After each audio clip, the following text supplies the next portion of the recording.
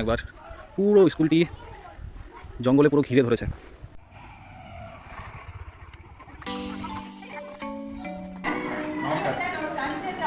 ম্যাডামকে প্রস্তাব করেছিলাম যে স্কুলটি আমি পরিষ্কার করে দিই, কারণ দীর্ঘদিন ছুটি ছিল, যে কারণে এখানে অনেক লতাপাতা জন্মেছে, সামনে বড় বড় ঘাসও হয়েছে। আজকে আমরা স্কুলটি পরিষ্কার করছি। আচ্ছা, ঠিক আছে। ঠিক আছে, তাহলে চলুন আমরা স্কুলটি আপনাকেও ধন্যবাদ।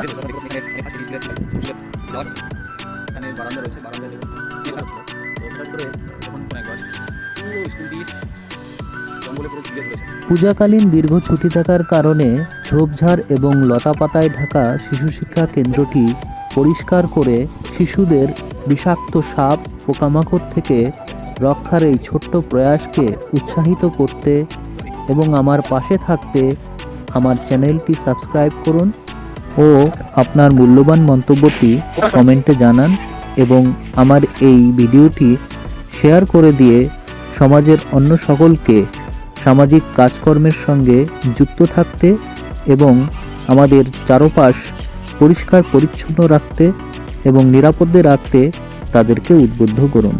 নমস্কার।